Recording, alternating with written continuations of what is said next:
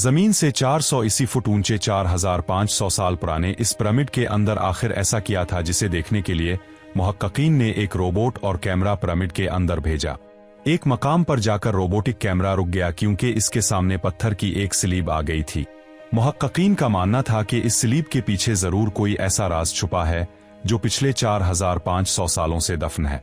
ये राज जानना उनके लिए जरूरी था, इसलिए उन्होंने रोबोट के आगे एक ड्रिल मशीन लगाई जिसने इस पत्थर की स्लीब में सुराख कर दिया। फिर इस सुराख के अंदर एक कैमरा भेजा गया जिसने स्लीब के इस पार एक ऐसा मंजर देखा जो पिछले 4500 सालों से किसी ने नहीं देखा था।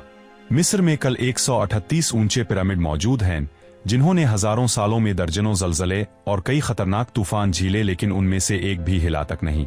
उनमें सबसे बड़ा और ऊंचा pyramid the great of Giza कहलाता है।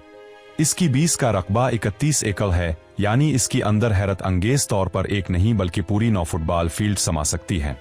अंदाजे के मुताबिक इस पिरामिड की तामीर में कल 23 लाख बड़े बड़े पत्थर इस्तेमाल हुए, जिनमें से कई का वजन 50 टन था। इसका कल वजन तकरीबन 60 लाख टन है, जो 12 बुर्ज खलीफा के वजन के बराबर बनता है। लेकिन इतने ऊंचे और शानदार पिरामिड बनाने का मकसद क्या था? हजारों साल पहले जब इंसान के पास कोई जदीद आलात मौजूद नहीं थे, तो उनकी दीवारों को इंच बा इंच किस तरह बराबर किया गया? 50 टन वजनी पत्थरों को मुरब्बा शक्ल में काट कर बगैर क्रेन के ही 480 फुट की ऊंचाई तक कैसे पहुंचाया गया? और ऐसे कौन से इंजीनियर थे जिन्होंने उन पिरामिड को जलजला प्रूफ बनाया और उनकी हर साइड को बिल्कुल 51.5 डिग्री के एंगल पर सीट किया? Challenge number 1।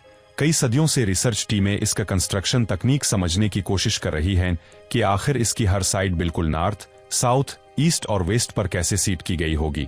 माहिरीन का मानना है कि इस वक्त के ममारों ने सबसे पहले ऐसी जमीन मुंतखब की होगी जो लाखों टन वजनी पत्थरों का बोझ उठा सके। फिर पोलर स्टार यानी सितारों की मदद से हर साइड को मार्क किया। Challenge number 2। अगला चैलेंज था जमीन को बराबर करना। जिस 13 एकड़ जमीन पर यह पिरामिड बनना था, अगर इसका लेवल थोड़ा भी गलत होता तो 23 लाख पत्थरों का यह ढांचा खड़ा ही नहीं हो पाता। कहा जाता है कि कंस्ट्रक्शन साइट के चारों तरफ गड्ढे खोदे गए होंगे जिनमें पानी डाला गया, फिर पानी के लेवल से जमीन को मिलाया गया और छेनी हथौड़ी की मदद से बराबर किया गया।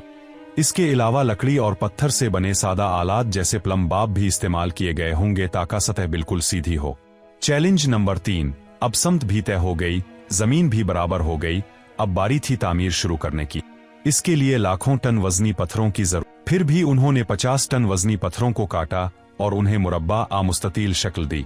ये काम कापर और आरसिंक से बने औजारों से किया जाता था।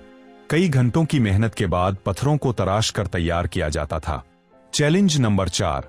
उन पिरामिड के लिए खास पत्थर यानी लाइम स्टोन की कटाई तकरीबन 250 किलोमीटर दूर तूरा नामी जगह पर होती थी।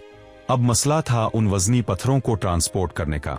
हर पत्थर का वजन 50 टन यानी 3 बसों के बराबर। हैरत अंगेज तौर पर यह काम कश्तियों और जहाजों के जरिए किया गया।